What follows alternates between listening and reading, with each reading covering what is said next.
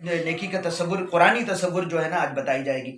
اچھا، اب یہ جو آیت میں نے آپ کے سامنے آیت 177 نمبر تلاوت کی ہے، اس کا ایک شان نزول ہے۔ ہر آیت کا ایک شان نزول ہوتا ہے، بیک گراؤنڈ ہوتا ہے، یعنی کس بیک گراؤنڈ میں یہ آیت نازل ہوئی ہے۔ تو سورہ بقرہ کی آیت نمبر 177 جس شان نزول، جو اس کا شان نزول ہے، وہ میں آپ کو 3-4 منٹ میں بتاتا ہوں، تاکہ وہ بات بھی ذہن میں رہنا چاہیے کہ یہ جو آیت میں آپ کے سامنے تشریح کروں گا، اس کا بیک گراؤنڈ کیا ہے، اس کا شان نزول کیا ہے، کس بیک گراؤنڈ میں یہ آیت نازل ہوئی ہے۔ سب سے پہلے یہ میں بتاؤں کہ ہجرت سے پہلے تقریباً 8 مہینہ، یعنی کہ معراج کا واقعہ تقریباً 8 مہینے پہلے رجب 27 رجب کو کہا جاتا ہے۔ تھوڑے سے اس کے اختلاف ہے اس کے اصل ڈیٹ میں، لیکن اس کا جو کہا جاتا ہے کہ یہ جو ہے یہ ہجرت سے 8 مہینہ پہلے معراج کا واقعہ ہوا، اور معراج کے واقعے سے لے کر کے مدینہ ہجرت کرنے کے تقریباً 16 مہینے تک، یہ 2 سال تک، 8 مہینہ مکے کا، 16 مہینے مدینے کا، یہ ہجرت سے پہلے اور ہجرت کے بعد 2 سال تک مسلمانوں نے بیت المقدس کی طرف رخ کر کے نماز پڑھا۔ 2 سال تک مسلمانوں نے بیت المقدس کی طرف رخ کر کے نماز پڑھا۔ سب سے پہلی تو اس حوالے سے یہ آیت، جب اس کے بعد جب 2 سال کے بعد مسلمانوں نے دوبارہ بیت اللہ کی طرف رخ کر کے نماز پڑھنا شروع کیا، اس وقت یہ آیت نازل ہوئی ہے۔ تو یہ اس کا بیک گراؤنڈ ہے۔ تو سب سے پہلے میں آپ کو یہ بتا دوں کہ جو ہے خانہ کعبہ ہمیشہ سے مسلمانوں کا قبلہ رہا ہے۔ خانہ کعبہ ہمیشہ سے مسلمانوں کا قبلہ رہا ہے۔ پہلی عبادت گاہ جو دنیا میں تعمیر ہوئی، اس دنیا میں یعنی ارتھ کے اوپر جو پہلی عبادت گاہ تعمیر ہوئی، وہ جو ہے بیت اللہ شریف تھی۔ سورہ آل عمران جو تیسری صورت ہے، اس کی 96 نمبر آیت میں اللہ تعالیٰ فرماتے ہیں ان اول بیت وضع للناس للذی ببکۃ مبارکا وہدی للعالمین۔ ان اول بیت وضع للناس، انسانوں کے لیے جو پہلی عبادت گاہ تعمیر کی گئی، یعنی قرآن میں یہ بات بتائی گئی سورہ آل عمران کی آیت نمبر 96 میں، ان اول بیت وضع للناس، انسانوں کے لیے جو پہلی عبادت گاہ تعمیر کی گئی، للذی ببکۃ مبارکوں، وہ عمارت ہے جو مکہ میں ہے، خانہ کعبہ میں ہے، مبارکوں انتہائی مقدس عمارت ہے۔ کیوں مقدس ہے؟ وہدی للعالمین، کیونکہ تمام عالمین کے لیے ہدایت کا گھر ہے، تمام عالمین کے لیے ہدایت، تمام انسانوں کے لیے ہدایت کا گھر ہے۔ تو پہلی عبادت گاہ جو تھی، یہاں پہ میں بتانا یہ چاہ رہا ہوں، پہلی عبادت گاہ جو ہے خانہ کعبہ تھی، اور خانہ کعبہ کی طرف ہمیشہ سے، اور جو مکے میں جو لوگ رہتے تھے، یہ بھی آپ کی نالج کے لیے، آپ کی اس کی ریفریش ہو جائے، آپ کو معلوم ہو گئی یہ بات کہ مکے میں جو لوگ، حضرت ابراہیم علیہ السلام کے 2 بیٹے تھے، مکے میں جو ان کے بیٹے تھے وہ حضرت اسماعیل علیہ السلام تھے۔ مکے میں جو نسل تھی، مکے کی جو نسل تھی، حالانکہ حضرت ابراہیم علیہ السلام کو انتقال کو کتنا عرصہ ہو چکا تھا؟ تقریباً 3000 سال ہو چکا تھا۔ حضرت ابراہیم علیہ السلام کے انتقال کو تقریباً 3000 سال ہو چکا تھا۔ تو وہ حضرت ابراہیم، وہ جو مکے میں جو نسل تھی، وہ حضرت اسماعیل علیہ السلام کی نسل تھی، اور وہ شروع سے جو ہے حضرت ابراہیم اور اسماعیل علیہ السلام نے خانہ کعبہ کی تعمیر کی تھی، وہ ہم جانتے ہیں۔ تو وہ مکے میں جو لوگ تھے، وہ پہلے کچھ لوگ نماز پڑھتے تھے، کیونکہ دین ابراہیمی تو ان کے اندر موجود تھا، تو وہ بہت سارے لوگ فراموش کر چکے تھے، لیکن جو بھی ان کی عبادت کرتے تھے، عبادت کے نام پہ جو بھی عمل کرتے تھے، وہ خانہ کعبہ ہی کی طرف رخ کر کے کرتے تھے۔ اور وہ جو لوگ نماز پڑھا کرتے تھے، اکا دکا لوگ نماز بھی پڑھتے تھے، تو وہ خانہ کعبہ، دین حنیف جس کو کہا جاتا تھا، کہ جس کے وہ پیروکار تھے، وہ بھی خانہ کعبہ کی طرف رخ کر کے نماز پڑھتے تھے۔ اس کے بعد کیا ہوا کہ معراج کے بعد اللہ تعالیٰ نے وہ رخ بیت المقدس کی طرف کر دیا۔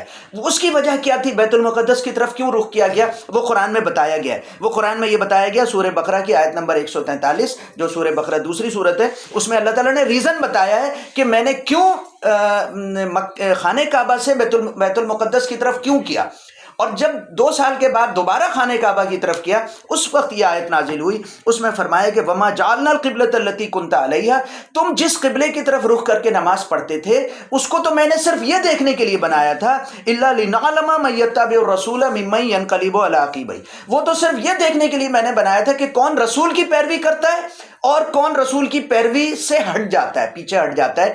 مقصد کیا ہے؟ مقصد یہ کہ حضرت اسماعیل علیہ السلام کی نسل سے تھے وہ، اور حضرت اسماعیل علیہ السلام کی نسل کا ایک دلی وابستگی تھی خانہ کعبہ سے۔ تو عصبیت میں بھی بہت سارے لوگ جو ہے وہ رسول اکرم صلی اللہ علیہ وسلم کی دعوت کو ایکسیپٹ کیا تھا۔ اللہ تعالیٰ یہ دیکھنا چاہتے تھے، آزمائش کے لیے کیا گیا تھا کہ کون عصبیت کے لیے رسول اکرم صلی اللہ علیہ وسلم پر ایمان لایا ہے، کیونکہ وہ حضرت اسماعیل علیہ السلام کی نسل سے تھے، اور وہ اس اس طرف رخ کر کے نماز پڑھتے تھے تو ان کا رخ جو ہے بیت المقدس کی طرف کیا گیا کہ کون حقیقی طور پہ رسول اکرم صلی اللہ علیہ وسلم پر ایمان لاتا ہے اور کون عصبیت کی وجہ سے رسول اکرم صلی اللہ علیہ وسلم پر ایمان لایا ہے. اور یہ بات قرآن میں فرمائی گئی ہے سورہ بقرہ کی آیت نمبر 143 میں کہ وما جعلنا القبلۃ التی کنت علیہا، جس قبلے کی طرف رخ کر کے تم نماز پڑھتے تھے یعنی بیت المقدس کی طرف، کنت علیہا الا لنعلم من یتبع الرسول ممن ينقلب علی عقبیہ، وہ تو میں نے صرف یہ دیکھنے کے لیے کیا تھا کہ کون رسول صلی اللہ علیہ وسلم کی صحیح پیروی، دل سے پیروی کر رہا ہے، اور کون جو ہے ان کی دل سے پیروی نہیں کر رہا بلکہ عصبیت کی وجہ سے پیروی کر رہا ہے. میرا خیال ہے یہ بات کلیئر ہو گئی ہوگی. پھر 8 مہینے مکے میں، 16 مہینے جو ہے مدینے میں، اس کے بعد تحویل قبلہ کا حکم آیا، یعنی کہ 2 سال تک بیت المقدس میں رہنے کے بعد، بیت المقدس کی طرف رخ کرنے کے بعد مسلمانوں نے 2 سال تک یعنی 8 مہینے مکے میں اور 16 مہینے مدینے میں رہنے کے بعد تحویل قبلہ کا حکم آیا، جس کا حکم جو ہے سورہ بقرہ کی آیت نمبر 144 میں دیا گیا. فرمایا فولی وجہ کا شطر المسجد الحرام، اب اپنا رخ مسجد حرام کی طرف کر لو. فولی وجہ کا شطر المسجد الحرام، 2 سال تک بیت المقدس میں رہنے کے بعد مسلمانوں کو کہا گیا فولی وجہ کا شطر المسجد الحرام، اب اپنا رخ مسجد حرام کی طرف کر لو. وحیث ما کنتم فولوا وجوہکم شطرا، اور جہاں کہیں بھی ہو تم دنیا میں اپنا رخ جو ہے مسجد حرام کی طرف رکھو، یعنی تمام مسلمانوں کو یہ حکم دے دیا گیا. تو وہ یہودی یہ کہا کرتے تھے کہ نماز تو بہت بڑی تمہاری عبادت ہے، اور نماز کے اندر تم 2 سال تک جو ہے نا تم نے دوسرے ڈائریکشن میں نماز پڑھی ہے، تو تمہاری 2 سال کی ساری نمازیں ضائع ہو گئیں تمہاری، کیونکہ قبلہ تو بہت اہم چیز ہے، نماز سب سے اہم ہے اور نماز کے اندر قبلہ سب سے اہم ہے، تو تم نے جو ہے نا تمہاری 2 سال کی ساری نمازیں ضائع ہو گئیں. یہ مسلمانوں، کیونکہ مدینے میں یہودیوں کی آبادی بہت زیادہ تھی، کثیر تعداد میں تھے، تو وہ یہ کہتے تھے مسلمانوں کے تمہاری 2 سال کی جو ہے نمازیں ضائع ہو گئیں.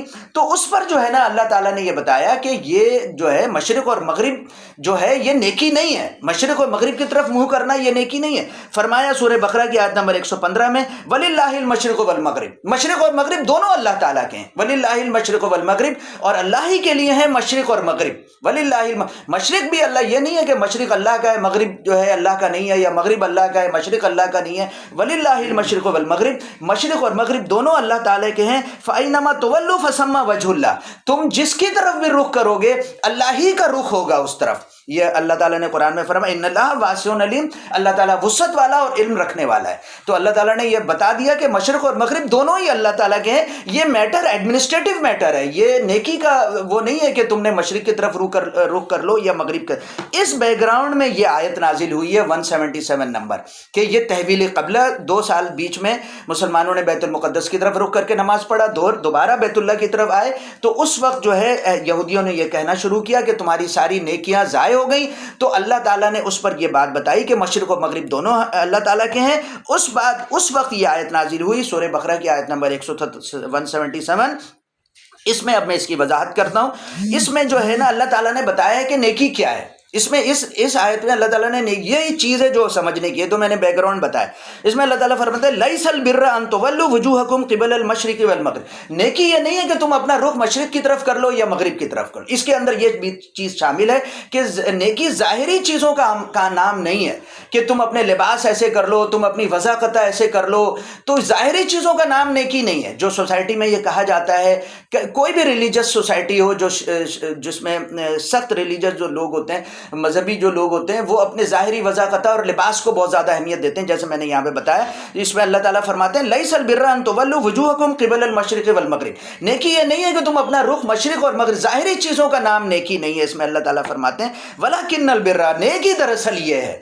پھر نیکی یہ کرنے کے بعد اللہ تعالیٰ نے 5 چیزوں کا نام لیا ہے، 5 چیزوں کا نام لیا ہے. اس کو غور سے سمجھیں اور اس کو جو ہے نا اپنے ذہن میں بٹھا لیں کہ یہ 5 چیزیں اللہ تعالیٰ کن چیزوں کا نام لے رہا ہے. ولکن البر، بلکہ نیکی یہ ہے من آمن باللہ والیوم الآخر والملائکۃ والکتاب والنبیین، کہ پہلی چیز جو ہے نیکی کی شرط جو ہے وہ ایمان ہے. پہلی چیز نیکی کی شرط جو ہے وہ ایمان ہے، جو اللہ تعالیٰ نے بتایا. اور ایمان جو ہے نیکی کے تعلق سے بات کی جا رہی ہے. ایمان کا نیکی سے کیا تعلق ہے؟ ایمان تو عمل، نیکی تو عمل کو کہتے ہیں. سوال پیدا ہو سکتا ہے نا کہ نیکی تو عمل کو کہتے ہیں، ایمان تو عمل نہیں، ایمان تو عقیدہ ہے، ایمان تو اس کا عقیدہ ہے. لیکن نیکی تو عمل کا نام ہے. تو اس میں اللہ تعالیٰ نے نیکی میں ایمان کو کیوں شامل کیا؟ تو بہت اہم بات ہے کہ نیکی کا آغاز جو ہے اس کے سوچ سے ہوتا ہے، عقیدے سے ہوتا ہے.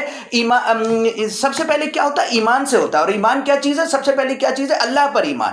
اللہ پر ایمان کا مطلب یہ ہے، نیکی کے تعلق سے جب بات کیا جائے گا تو اس کا مطلب یہ ہوگا کہ کوئی نیکی اس وقت تک نیکی نہیں ہو سکتی جب تک انسان یہ نہ سوچے کہ یہ میں اللہ تعالیٰ کے حکم کی اطاعت کے لیے کر رہا ہوں، یہ کام میں اللہ تعالیٰ کے حکم کی اطاعت کے لیے کر رہا ہوں. نیکی تو کوئی بھی چیز ہوتی ہے، اس کے ظاہری پہ مت جائیں. مثال کے طور پر ایک آدمی کسی کو چیریٹی دیتا ہے تو وہ اس وقت تک نیکی نہیں ہوگی جب تک اللہ تعالیٰ کی خوشنودی کے لیے، اللہ تعالیٰ کے حکم کی اطاعت کے لیے وہ چیریٹی نہ دی جائے.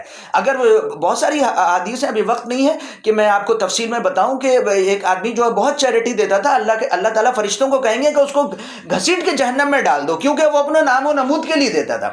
تو عمل سے زیادہ ایمان کی اہمیت ہے نیکی میں. نیکی کا آغاز ایمان سے ہوتا ہے. تو اس میں فرمایا کہ من آمن باللہ ولکن البر، نیکی دراصل یہ ہے من آمن باللہ، اور اللہ کے ایمان کا مطلب ہے کہ کوئی بھی نیکی کا کام کیا جائے وہ اللہ تعالیٰ کے حکم کی اطاعت کے لیے کی جائے. اور دوسرا کیا؟ والیوم الآخر، اور نیکی کا فوکس جو ہے وہ آخرت میں ہو. یعنی اس حوالے سے جو آخرت کی بات آئی ہے نیکی کے حوالے سے، اس میں اللہ تعالیٰ کا مقصد یہ ہے آخرت کو بیان کرنے کا کہ دنیا میں فائدہ حاصل کرنے کے لیے اس کو نیکی نہیں کہتے.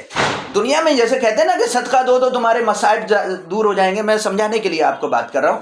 تو یہ نیکی نہیں ہے. نیکی تو وہ ہے جس کو کہتے ہیں کہ نیکی کر دریا میں ڈال، نیکی کر دریا میں ڈال. نیکی دراصل وہ ہے جو صرف آخرت کو فوکس رکھ کے کی جائے. دنیا کو فوکس رکھ کے کرنے والی چیز کو نیکی نہیں کہتے. وہ تو دنیا کے فائدہ آپ دیں گے، وہ دنیا کا فائدہ آپ کو مل جائے گا. آپ کوئی اچھا کام کریں گے کسی کے ساتھ، وہ آپ کو اس کا اچھا ریوارڈ مل جائے گا. لیکن نیکی اس چیز کو کہتے ہیں جو آخرت کو فوکس رکھ کے کی جائے. یہاں پر اللہ تعالیٰ کا ایمان میں یہ باتیں کرنے کا یہ مقصد یہ ہے. والملائکۃ والکتاب والنبیین، اور نبیین کا مطلب ہے کہ نیکی وہ جو رسول اکرم صلی اللہ علیہ وسلم کے طریقے کے مطابق کی جائے. یعنی رسول اکرم صلی اللہ علیہ وسلم والنبیین، یعنی آخری نبی جو رسول اکرم صلی اللہ علیہ وسلم پر ایمان لاتے ہیں. تو یہاں پر پہلی چیز نیکی کی شرط یہ ہے ایمان. پہلی چیز نیکی کی شرط یہ ہے ایمان. دوسری چیز نیکی کیا ہے؟ دوسرا اسٹیپ کیا ہے؟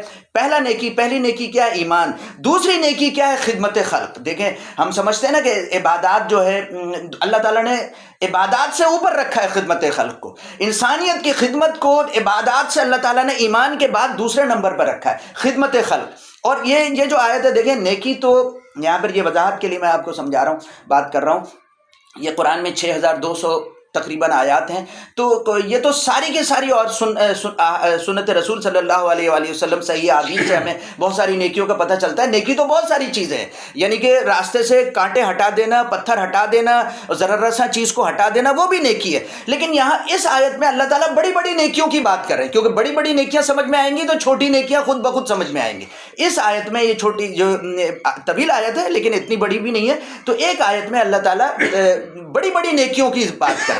تو دوسری نیکی، پہلی نیکی ایمان، دوسری نیکی ہے خدمت خلق، انسانوں کی خدمت. اور انسانوں کی خدمت میں بھی جو ہے انسانوں کی خدمت مختلف طریقے سے ہو سکتی ہے. مثال کے طور پر کسی نے کہا کہ آپ راستہ بتا دیں، آپ چلے اس کے ساتھ جا کے آپ نے راستہ بتا دیا. تو خدمت خلق میں آپ فزیکلی بھی خدمت خلق کر سکتے ہیں، اپنا وقت بھی دے سکتے ہیں، اپنی صلاحیت بھی دے سکتے ہیں خدمت خلق میں. یعنی دوسری نیکی جو ہے وہ خدمت خلق ہے. تو خدمت خلق میں آپ وقت بھی دے سکتے ہیں، صلاحیت بھی دے سکتے ہیں. لیکن سب سے بڑی خدمت خلق، سب سے بڑا خدمت خلق کیا ہے؟ وہاں یہاں پر بتایا ہے، اور وہ بتایا ہے کہ وَآتَ الْمَالَ عَلَىٰ حُبِّهِ، اور وہ مال خرچ کرتے ہیں. سب سے بڑی خدمت خلق جو ہے وہ مال خرچ کرنا ہے، مال سے خدمت کرنا ہے. سب سے بڑی خدمت خلق جو ہے وہ آپ فزیکلی بھی خدمت کر سکتے ہیں، آپ وقت کے ذریعے، صلاحیت کے ذریعے بھی خدمت کر سکتے ہیں. لیکن سب سے بڑی خدمت خلق جو یہاں پر اللہ تعالیٰ نے بتایا ہے وہ مال کے ذریعے خدمت خلق ہے. وہ مال کے ذریعے خدمت، لوگوں کی خدمت کرنا، وہ اللہ تعالیٰ نے بتایا. اور یہاں پر جو ورڈ استعمال کیا، یہ بھی تھوڑی سی وضاحت آپ کو بتا دوں کہ وَآتَ الْمَالَ عَلَىٰ حُبِّهِ. عَلَىٰ حُبِّهِ کا مطلب کیا ہے؟ عَلَىٰ حُبِّهِ کا مطلب یہ ہے کہ اپنی پسند کا. تو یہاں پہ یہ بات غور سے سمجھیں کہ اللہ تعالیٰ نے مال سے محبت، بہت سارے ادیان ایسے ہیں جو مال سے، وہ کہتے ہیں مال کی محبت دل سے نکال دو. مال کی محبت دل سے نکالنے کو اللہ تعالیٰ نے نہیں کہا ہے، قرآن میں کہیں نہیں کہا. اللہ تعالیٰ کا فضل کہا ہے، قرآن میں کہا ہے یہ اللہ تعالیٰ کا فضل ہے، مال اللہ تعالیٰ کا فضل ہے. یہاں پر بھی اللہ تعالیٰ نے کہا ہے کہ علی حبہ، جو تمہاری پسند کا، مال سے محبت کرنا فطرت کا حصہ ہے، اور فطرت کے خلاف اللہ تعالیٰ نے کوئی حکم نہیں دیا ہے. اللہ تعالیٰ یہ کہتے ہیں کہ مال کی محبت کو اللہ کی محبت کے نیچے رکھو. بس یہ اللہ تعالیٰ کا ڈیمانڈ ہے کہ مال کی محبت کو اللہ تعالیٰ کی محبت سے نیچے رکھو. جب اللہ کہے تو مال خرچ کرو. اللہ تعالیٰ نے جہاں جہاں مال خرچ کرنے کہا ہے وہاں وہاں مال خرچ کرو، اور اپنی انٹرٹینمنٹ کے لیے بھی خرچ کرو، اپنی زینت کے لیے بھی خرچ کرو، اپنے کھانے پینے کے لیے بھی خرچ کرو. مگر اللہ تعالیٰ نے جہاں مال خرچ کرنے کہا ہے اس کو سپریم رکھو. تو یہاں علی حبہ کا مطلب ہے کہ اپنے پسند کے باوجود، اپنی محبت کے باوجود مال خرچ کرتے. آت المال علی حبہ، جو مال خرچ کرتے ہیں اپنی محبت کے باوجود، یعنی مال سے اپنی محبت کے باوجود. اور یہاں پر دیکھیں میں نے آپ کو بتایا کہ سپریم نیکی جو خدمت خلق یہ ہے کہ مال سے خدمت کی جائے. یہ میں نے آپ کو بتا دیا. سب سے بڑی خدمت خلق یہ ہے کہ باقی خدمت خلق کے بھی ذرائع ہیں، لیکن سب سے بڑی خدمت خلق یہ ہے کہ مال سے خدمت خلق کی جائے. اب یہاں پر بھی اللہ تعالیٰ نے بتایا، سب سے بڑی بڑی چیزیں بتائی ہیں اس آیت میں. تو یہاں پر یہ ہے کہ مال خرچ کرنا تو کسی کے لیے بھی ہو سکتا ہے. آپ مال خرچ کر رہے ہیں، کسی کو بھی مال خرچ کر رہے ہیں، لیکن کس کو مال خرچ کرنا بڑی نیکیوں میں سے ہے. کس کو مال تو آپ دیکھیں اپنے دوست کو دے رہے ہیں، اپنے پڑوسیوں کو دے رہے ہیں، یہ بھی جو ہے نا نیکی ہے. لیکن اللہ تعالیٰ نے اس آیت میں یہ بھی بتا دیا ہے کہ کس کو دینا بڑی نیکی ہے، اور وہ بتا دیا ہے کہ ذوی القربہ، اپنے رشتہ داروں کو. سب سے پہلے اپنے رشتہ داروں کو، والیتامہ، اور مسکینوں، یتیموں کو، والمسکین والمساکین. اور مساکین کا مطلب یہ ہوتا ہے کہ وہ سفید پوش لوگ جو سوال نہیں کرتے. سفید پوش مساکین ان کو کہتے ہیں جو ضرورت مند ہوتے ہیں مگر سوال نہیں کرتے. اللہ تعالیٰ نے دو طرح کے لوگوں کو، ضرورت مندوں کو، دو طرح کے لوگوں کو قرآن میں ہائی لائٹ کیا ہے. ایک جو سوال کرتے ہیں ان کو فقراء اور سائلین کہتے ہیں، اور جو سوال نہیں کرتے ان کو مساکین کہتے ہیں. یعنی ضرورت مند ہوتے ہیں مگر وہ سوال نہیں کرتے. ان کے چہروں سے آپ کو خود ان کو فائنڈ آؤٹ کرنا ہے اور پھر ان کی مدد کرنی، ان کو مساکین کہتے ہیں. تو اس میں فرمایا کہ ذوی القربہ، اپنے رشتہ داروں کو، والیتامہ، اور یتیموں کو، اور مساکین اور مسکینوں کو، وابن السبیل، اور مسافروں کو. یعنی مسافر اپنے گھر میں اگر امیر بھی ہو تو اگر وہ سفر میں اس کو ضرورت پیش آتی ہے تو اللہ تعالیٰ نے کہا ہے کہ اس کو امداد دی جائے. والسائلین، اور سوال کرنے والوں کو، وفی الرقاب، اور گردن چھڑانے والوں کو. رقاب گردن چھڑانے والوں کو. پہلے زمانے میں غلام ہوتے تھے، آج کل قیدی ہوتے ہیں. بہت سارے ایسے قیدی ہوتے ہیں. آپ اگر جائیں، میرے ایک دوست ہیں جو یہاں پر جیل خانہ جات میں ان کا تعلق ہے، ایک ریڈ کریسنٹ میں جو ہے ہلال احمر میں جاب کرتے ہیں. تو وہ آتے جاتے رہے، وہ بتاتے ہیں بہت سارے لوگ ہیں جو چھوٹے جرائم کے لوگ جن کی سزا کی مدت بھی پوری ہو چکی ہے، یا وہ سزا کی مدت، وہ ضمانت نہیں ہونے کی، ضمانت کی رقم نہیں ہونے کی وجہ سے وہ جیل میں قید ہیں. یعنی کہ بہت سارے لوگ ایسے ہیں جو تھوڑی رقم نہ ہونے کی وجہ سے جیل میں قید ہیں. تو چھوٹے جرائم کے لوگ، تو ان کے حوالے سے یہ بات کی گئی والرقاب، اور گردن چھڑانے میں جو ہے نا مال خرچ کرتے ہیں. اور یہاں پہ دیکھیں کتنی 1 2 3 4 5 6 جو ہے لوگوں کو مال خرچ کرنے کی بات کی گئی ہے کہ یہ بڑی نیکی ہے. یعنی رشتہ داروں کو، یتیموں کو، مسکینوں کو، مسافروں کو، سوال کرنے والے کو، اور گردن چھڑانے والوں کو، ان لوگوں کو جو ہے نا مال خرچ کرنے کی بڑی نیکی کی ہے. تیسرے نمبر پر ایمان آ گیا، خدمت انسانی آ گئی. خدمت خلق کہہ لیں، خدمت انسانی کہہ لیں، انسانیت کہہ لیں، حقوق العباد کہہ لیں، یہ ساری چیزیں ایک ہی ہیڈ میں آتی ہیں. تو یہ دوسرے نمبر پر آ گیا. تیسرے نمبر پر جو ہے کیا ہے، وہ عبادات ہے. تیسرے نمبر پر کیا ہے، وہ عبادات ہے. وقام الصلاۃ وآت الزکاۃ، جو نماز قائم کرتے ہیں اور زکوٰۃ دیتے ہیں. دیکھیں اس میں بھی دو بڑی عبادت کا ذکر کیا گیا. عبادت تو حج بھی ہے، روزہ بھی ہے، لیکن دو بڑی عبادات کا ذکر کیا گیا. وقام الصلاۃ وآت الزکاۃ، جو نماز قائم کرتے ہیں اور زکوٰۃ دیتے ہیں. یعنی کیا، ایمان آ گیا. دوسرے نمبر پر خدمت انسانی آ گئی، خدمت خلق آ گیا، اور تیسرے نمبر پر عبادات آ گئی. اور پھر اس کے بعد چوتھے نمبر پر اللہ تعالیٰ نے کیا فرمایا ہے، وَالْمُوفُونَ بِعَهْدِهِمْ إِذَا عَاهَدُوا، اور جو اپنے عہد کو پورا کرتے ہیں، جو اپنے عہد کو پورا کرتے ہیں. اور یہ عہد کو پورا کرنا ایک بہت بڑی بات ہے. عہد کو پورا کرنا یہ بہت بڑی بات ہے. اور جو ہے یہ ہے معاملات. یعنی کیا تھا کہ ایمان، خدمت خلق اور عبادات، پھر معاملات. چوتھے نمبر پر کیا آ گیا، معاملات. معاملات کیا ہے، ڈیلنگ بہت سارے طرح کی ہوتی ہے. ڈیلنگ میں ہم کیا کرتے ہیں، ڈیلنگ میں ہم سچائی اختیار کریں یا جھوٹ اختیار کریں. سچائی اختیار کرتے ہیں، ہمیں پتہ ہے، دین ہمیں بتاتا ہے. اسی طریقے سے وعدہ پورا کرنا ہے، ایمانداری ہے، عدل و انصاف ہے. یہ ساری چیزیں معاملات میں آتی ہیں. یہ ساری چیزیں، ظلم و زیادتی نہیں کرنا، اس کا پورا حق دینا، یہ ساری چیزیں معاملات میں آتی ہیں. لیکن سب سے بڑا معاملہ کیا ہے، معاملات کا بیک بون کیا ہے، میں نے بتایا نا اس آیت میں بڑی بڑی نیکیاں بیان کی گئی ہیں تاکہ ہم بڑی بڑی نیکیاں سمجھیں گے تو ہم چھوٹی نیکیاں خود ہی سمجھ جائیں گے. تو بڑی نیکی جو بیک بون کیا ہے معاملات کا، ڈیلنگ کا بیک بون کیا ہے، اگر آپ غور سے سمجھیں گے تو ڈیلنگ کا بیک بون ہے کمٹمنٹ کو پورا کرنا. ڈیلنگ کا بیک بون ہے ایگریمنٹس کو پورا کرنا، کمٹمنٹس کو پورا کرنا. یہ ڈیلنگ کا بیک بون ہے. اور ساری سوسائٹی، ساری انسانیت، ساری سوسائٹی اس جو ہے نا کمٹمنٹ کے گرد گھوم رہی ہے. ساری سوسائٹی، سارے لوگ کمٹمنٹ. میاں بیوی کے اندر بھی اچھا یہ ریٹن ہو یا ان ریٹن ہو، ضروری نہیں ہے کہ ریٹن ہی کمٹمنٹ ہو.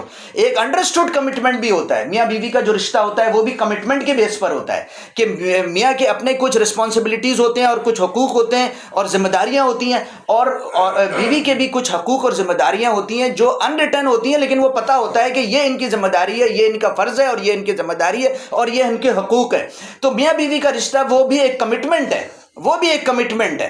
بالکل اسی طریقے سے بائر اور سیلر کا جو رشتہ ہوتا ہے، خریدار کا اور بیچنے والے کا جو رشتہ ہوتا ہے، وہ بھی کمٹمنٹ ہے، وہ بھی ایگریمنٹ ہے اور کمٹمنٹ ہے. بھلے وہ ریٹرن ہو کہ ان ریٹرن ہو، وہ بھی ایک کمٹمنٹ ہے. یعنی کہ اگر وہ سیلر ہے تو وہ آپ کو جو مال اس نے دکھایا ہے وہ مال آپ کو اچھے طریقے سے وہ آپ کو دکھائے گا اور وہ مال آپ کو دے گا. یعنی کہ سیلر کیا، سیلر یہ کمٹمنٹ کرتا ہے بائنگ اور سیلنگ کی ڈیل کے اندر.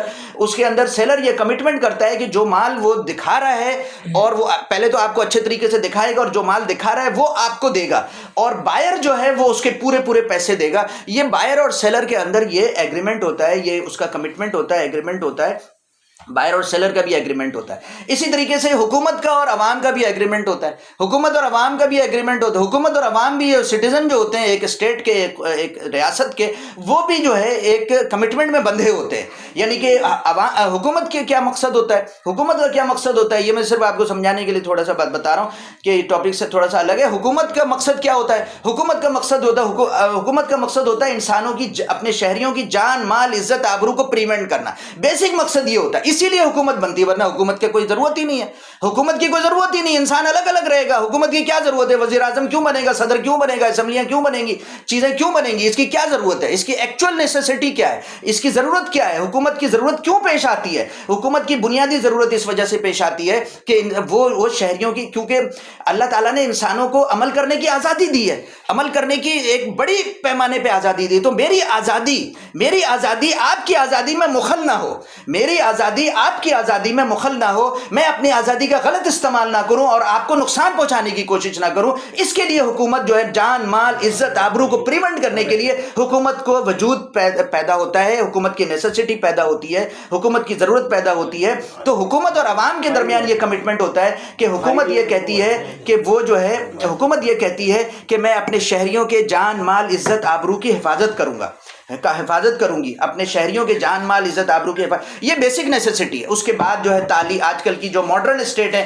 اس کے اندر تعلیم ہے، صحت ہے، مواصلات ہے، ٹرانسپورٹیشن ہے، اور بہت ساری چیزیں ہیں. لیکن یہاں پہ بنیادی جو چیز ہوتی ہے جان، مال، عزت، آبرو کے لیے کو پریونٹ کرنے کے لیے، اس کی سیف گارڈ کرنے کے لیے حکومت وجود میں آتی ہے. اور حکومت کا سٹیزن کے ساتھ یہ ڈیلنگ ہوتی ہے، ایگریمنٹ ہوتا ہے، ریٹن یا ان ریٹن، کہ وہ جو ہے میں اس کے جان، مال، عزت، آبرو کے اپنی شہریوں کی حفاظت کروں گی. اور وہ جو ہے شہری یہ کہتے ہیں کہ میں حکومت کے قوانین جو ہے اس پر عمل کروں گا. حکومت جو قوانین بناتی ہے ان سارے کاموں کے لیے، اس قوانین پر عمل کرنا شہریوں کا فرض ہوتا ہے. اور جو ٹیکسیشن کا نظام ہوتا ہے اس کو دینا حکومت شہریوں کا فرض. یہ ان کے درمیان کمنٹ. اگر کوئی انجسٹس ہے اس کے خلاف آواز اٹھانا ایک الگ بات ہے. وہ اس سے یہ نہیں ہے کہ آپ جو بھی بول رہے ہیں آپ اس کے آگے ہیڈ ڈاؤن کر دیں، آپ آواز اٹھائیں گے. لیکن یہ ایگریمنٹ یہ ہوتا ہے کہ جو حکومت کے جو قوانین ہوتے ہیں اور ٹیکسیشن ہوتا ہے اس کو پورا کرنا سٹیزن کا کام ہوتا ہے، شہریوں کا کام ہوتا ہے. اور حکومت کا کام یہ ہوتا ہے کہ وہ ان کی جان، مال، عزت، آبرو کی حفاظت کریں. تو یہ عوام اور حکومت یہ بھی ایک کمٹمنٹ کے بیچ میں گھوم رہے ہیں.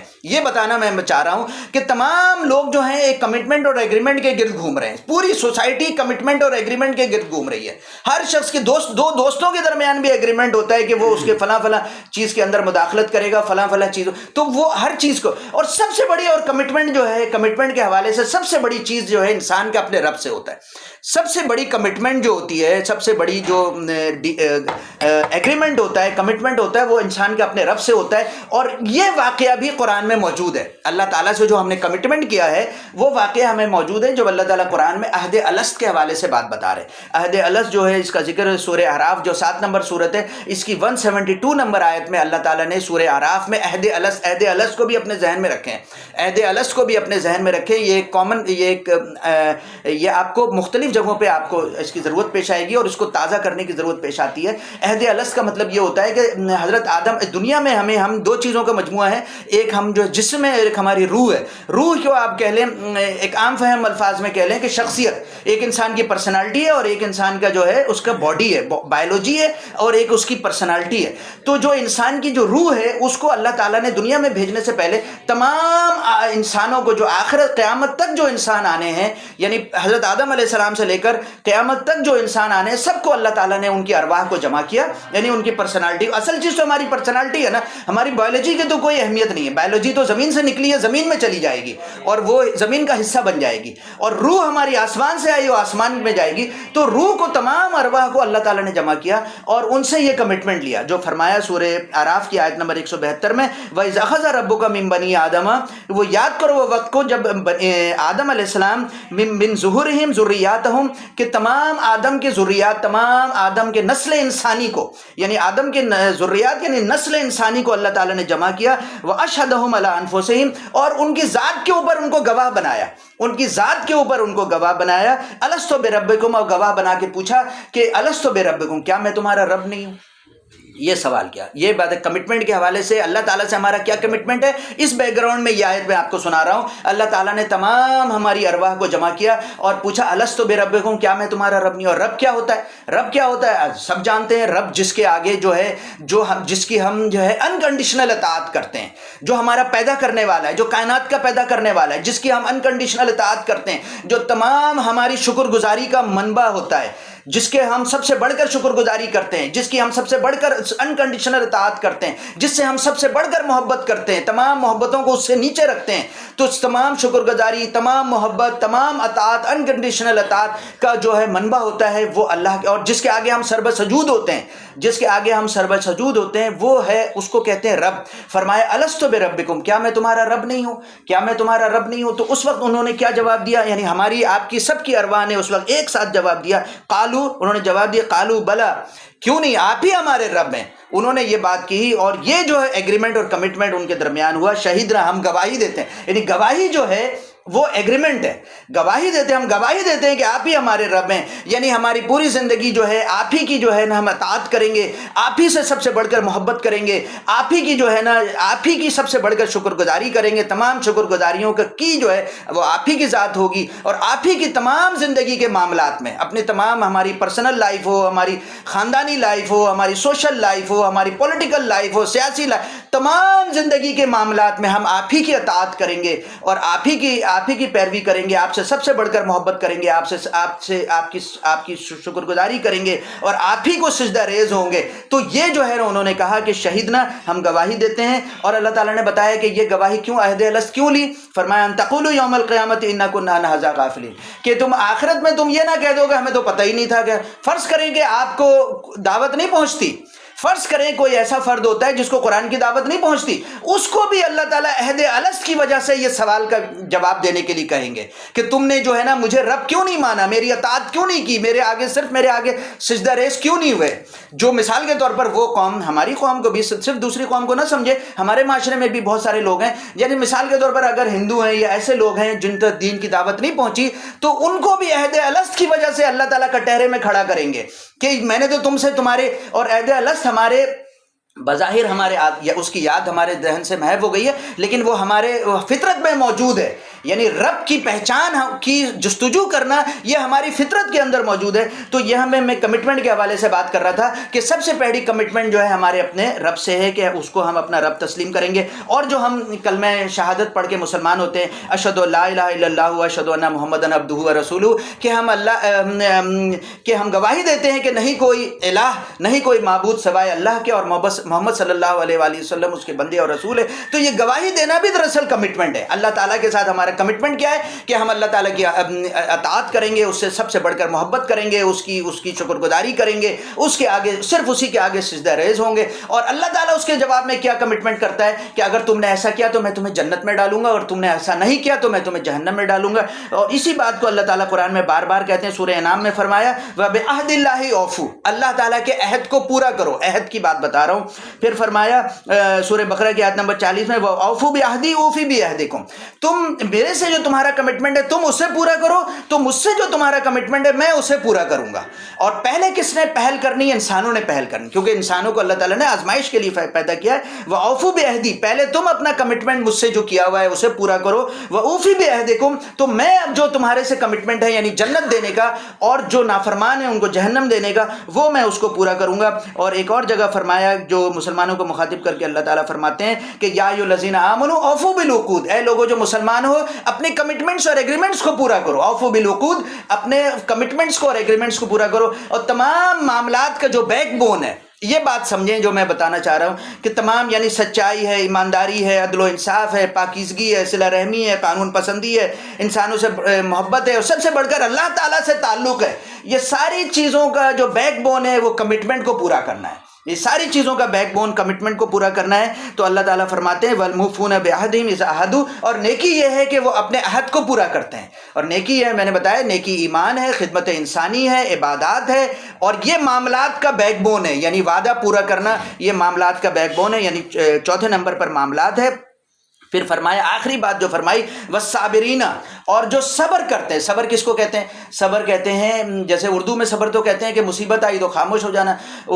قرآن کا صبر کا مطلب ہوتا ہے انگلش میں اگر ہم بات کریں فرم اینڈ پیشنٹ، جو جم جاتے ہیں سچائی پہ، جو جم جاتے ہیں نیکی پر. یہ نیکی کے حوالے سے یہاں پہ بات ہو رہی ہے اس آیت میں کہ جو نیکیوں پہ جم جاتے ہیں، جو سچائی پہ جم جاتے ہیں، جم جانا، اس پہ قائم رہنا، اور ہر طرح کے برے حالات میں، ایڈورس سچویشن میں اس پہ قائم رہنا. اور کون کون سے برے حالات ہیں؟ 3 برے حالات کا ذکر اللہ تعالیٰ نے یہاں پر کر دیا ہے. فی الباسائی، باسائی کہتے ہیں کہ غربت کو، غربت میں وہ نیکی پہ جم جاتے ہیں. غربت جو ہے انسان کو نیکی سے ہٹاتی ہے، غربت جو ہے انسان کو نیکی سے ہٹاتی ہے. فی الباسائی یعنی غربت میں وہ نیکی پہ جمے رہتے ہیں، یعنی صبر کرتے ہیں غربت میں، یعنی غربت میں وہ نیکی پہ جمے رہتے ہیں. فی الباسائی و ذرائی، ذرائی کہتے ہیں پرزیکیوشن کو، یعنی کہ ایک اس کی بڑی شکل یہ ہوتی ہے کہ انسان کو اس کے نظریات کی بنیاد پر اس کی جان مال عزت آبرو کو تھریٹ کیا جائے.